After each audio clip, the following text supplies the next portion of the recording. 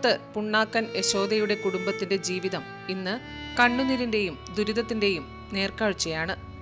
കഴിഞ്ഞ മെയ് മാസത്തിലെ കനത്ത മഴയിൽ വീട് പൂർണ്ണമായും തകർന്നതോടെ 5 അംഗ കുടുംബം സുരക്ഷിതമായൊരു താമസ സ്ഥലം പോലുമില്ലാതെ ദിവസങ്ങൾ തള്ളി നീക്കുകയാണ്.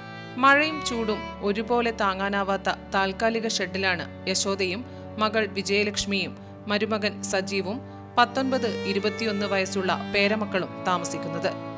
മഴയത്താണ് എൻ്റെ വീട് വീണത്. ഞാനും എൻ്റെ 2 മക്കളും എൻ്റെ ഭർത്താവും എൻ്റെ അമ്മയും താമസിക്കുന്ന വീടാണ്. എനിക്ക് മെയിനായിട്ട് വീടും വഴിയും ആവശ്യമാണ്. അമ്മ എല്ല് പൊടിച്ചതാണ്.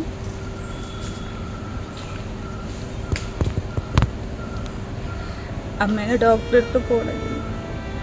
വാർപ്പ് ജോലിയിലൂടെ ലഭിക്കുന്ന ചെറിയ വരുമാനമാണ് സജീവന്റെ ഏക ആശ്രയം. എന്നാൽ അതുകൊണ്ട് കുടുംബത്തിന്റെ ഭക്ഷണ ചിലവും മരുന്ന് ചിലവും പോലും താങ്ങാനാവാത്ത അവസ്ഥയിലാണ്. എല്ല് പൊടിയുന്ന അസുഖത്തെ തുടർന്ന് കിടപ്പിലായ യശോദയ്ക്ക് ആശുപത്രിയിൽ പോകേണ്ടി വന്നാൽ പോലും എടുത്തു കൊണ്ടുപോകേണ്ട അവസ്ഥയാണ്. ശരിയായ വഴി പോലുമില്ലാത്ത വീട്ടിലേക്ക് രോഗിയുമായി എത്തിച്ചേരുന്നത് കുടുംബത്തിന് വലിയ കഷ്ടതയായി മാറിയിരിക്കുകയാണ്. സ്വന്തമായി അടുക്കളയില്ലാത്തതിനാൽ സമീപവാസികളുടെ കരുണയാൽ അവരുടെ സ്ഥലത്ത് ചെറിയ ഷെഡ് കെട്ടിയാണ് ഭക്ഷണം പാകം ചെയ്യുന്നത്. മഴ പെയ്താൽ ഷെഡിനുള്ളിലേക്ക് വെള്ളം കയറുമോ എന്ന ഭയത്തിലും രാത്രിയിൽ ഉറങ്ങാൻ പോലും കഴിയാത്ത അവസ്ഥയിലാണ് കുടുംബം. ചികിത്സയ്ക്കും ദൈനംദിന ജീവിത ചെലവുകൾക്കുമായി ആവശ്യമായ സഹായം ലഭിക്കാത്തത് ഇവരുടെ ദുരിതം കൂടുതൽ വർദ്ധിപ്പിക്കുകയാണ്.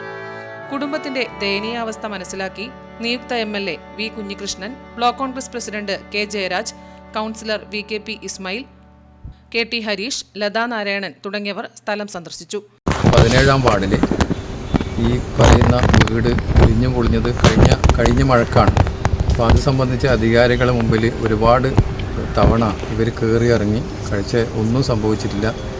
അങ്ങനെ ഇപ്പോൾ നാട്ടുകാർ എല്ലാം സംഘടിച്ചിട്ട് ഇപ്പോൾ ഇവിടുത്തെ പ്രദേശവാസികളൊക്കെ കണ്ടിച്ചിട്ട് ഇപ്പോൾ നിയുക്ത MLA കുഞ്ഞീഷനായിട്ട് ബന്ധപ്പെട്ട് ഇതൊക്കെ എന്ത് ചെയ്യാൻ പറ്റും, അത് പുനർനിർമ്മിക്കാനുള്ള ഒരു സാഹചര്യം ഉണ്ടാക്കാൻ വേണ്ടിയിട്ടാണ് ഇവിടെ ബഹുമാനപ്പെട്ട നമ്മുടെ നിയുക്ത MLA കുഞ്ഞീഷയുടെ ഇവിടെ എത്തിച്ചേരുന്നത്. പ്രാഥമികമായി ഞങ്ങളിപ്പോൾ ആലോചിച്ച കാര്യം ഇസ്മായിൽ ഇവിടെ സൂചിപ്പിച്ചിട്ടുണ്ട്.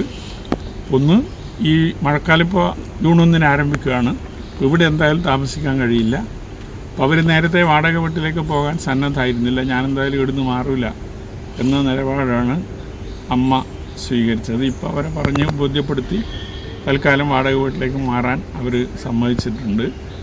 ഇപ്പോൾ വാടക വീട്ടിലേക്ക് മാറ്റി ഇവിടെ വീട് പുനർനിർമ്മിക്കുന്നതിന് വേണ്ടിയുള്ള ഒരു ശ്രമം നടത്തുക എന്നുള്ളതാണ്.